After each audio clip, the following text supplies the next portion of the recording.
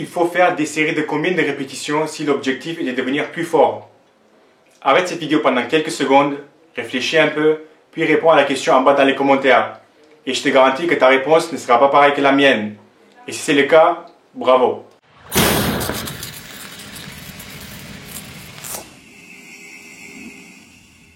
Dans cette vidéo, je ne vais pas te donner de réponses claires et précises, car ça n'existe pas. Ce sera juste quelques idées, et puis c'est à toi de faire ta propre conclusion. Beaucoup de gens ne sont pas capables de définir être fort, et c'est très normal. Si moi j'arrive à faire 20 pompes d'affilée, et toi tu arrives à en faire 25, théoriquement tu es plus fort que moi, on est bien d'accord. Mais en même temps, ce qui est très possible, si je suis capable de faire une répétition à 120 kg au développé couché, et toi tu arrives à en faire une à 110, alors est-ce que tu es toujours plus fort que moi, ou dans ce cas c'est moi le plus fort? Beaucoup diront que c'est moi le plus fort car j'arrive à porter plus lourd, et c'est faux. Moi je suis plus fort pour porter un poids plus lourd sur une répétition sur un exercice spécifique, et toi tu es plus fort pour faire beaucoup de répétitions sur un autre exercice. Si tu arrives à faire plus de pompes que moi, et moi j'arrive à faire plus de traction, qui est le plus fort? Tu vois, c'est très difficile, et être fort est très vague comme terme. C'est pour ça que tu ne peux pas vraiment dire je vais à la salle pour travailler la force. Tu vas à la salle pour travailler un mouvement ou pour travailler un exercice. Je te parle de ça et je te donne ces exemples car dire que pour être plus fort, il faut faire des séries d'un tel nombre de répétitions fixes est faux. Dire que pour être plus fort, il faut faire des séries d'un tel nombre de répétitions fixes est faux. Si tu t'entraînes uniquement avec des séries de 10 répétitions, tu seras fort avec des séries de 10 répétitions.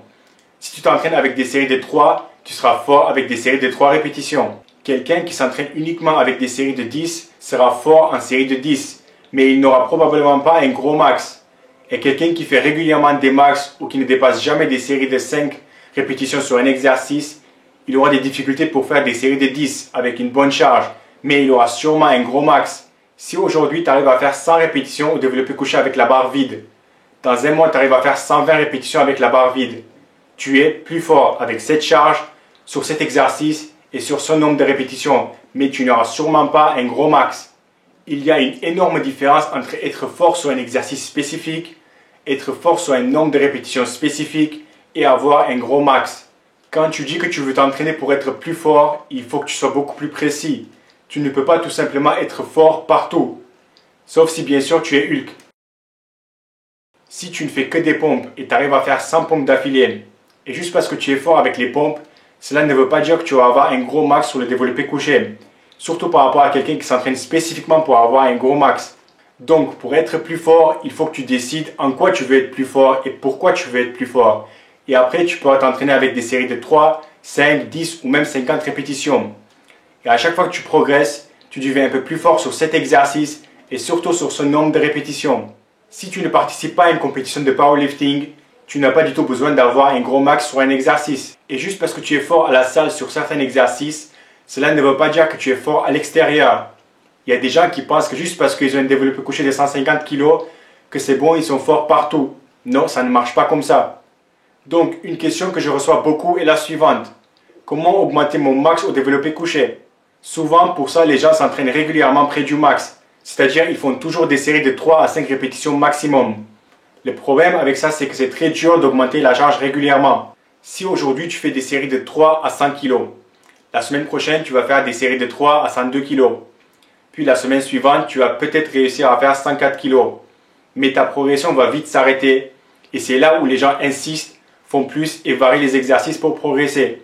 Ce que moi je vous recommande est de commencer à faire des séries de 15 et essayer de progresser sur les séries de 15. À chaque séance, vous augmentez la charge ou les répétitions.